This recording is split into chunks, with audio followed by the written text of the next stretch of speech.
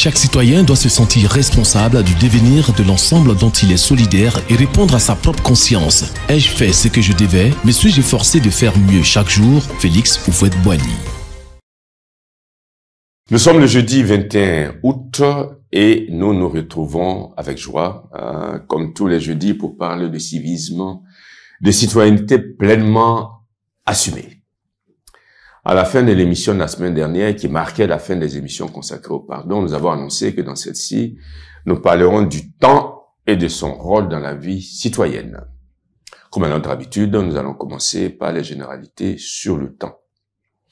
Qu'est-ce que le temps? Lisons ce que nous en dit le dictionnaire Larousse que nous utilisons dans le cadre de ce programme.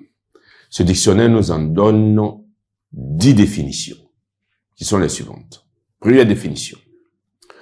Le temps, c'est la notion fondamentale, conçue comme un milieu infini dans lequel se succèdent les événements et considéré souvent comme une force agissant sur le monde, agissant sur les êtres.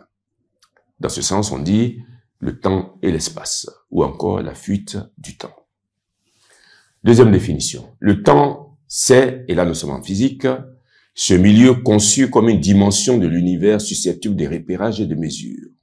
On dit dans ce sens, et nous citons, dans l'espace-temps de la relativité, le temps représente la 4e dimension. Troisième définition. Le temps, c'est la durée, considérée comme une quantité mesurable, synonyme là de marge, de délai.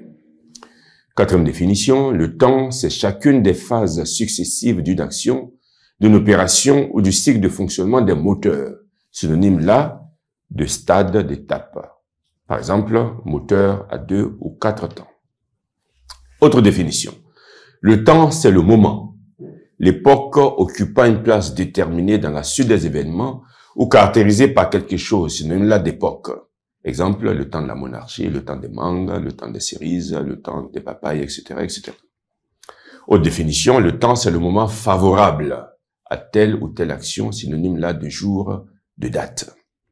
Autre définition, le temps, c'est en grammaire la catégorie grammaticale, indiquant la localisation dans le temps relative ou absolu de l'action de l'état, exprimée par les formes verbales. Exemple, temps du mode indicatif. Autre définition, le temps, c'est la division de la mesure en musique. Ceux qui aiment la musique connaissent bien cela, ou ceux qui connaissent la musique savent qu'on parle de musique à 2, 3, 4 ou même 5 temps.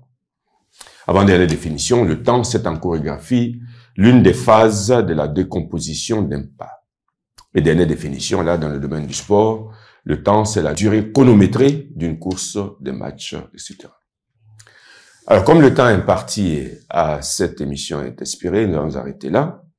La semaine prochaine, nous allons continuer à donner les généralités sur le temps. Mais nous souhaitons que nous gardions à l'esprit cette belle citation attribuée au philosophe grec Héraclite. On ne se baigne jamais 2 fois dans le même fleuve.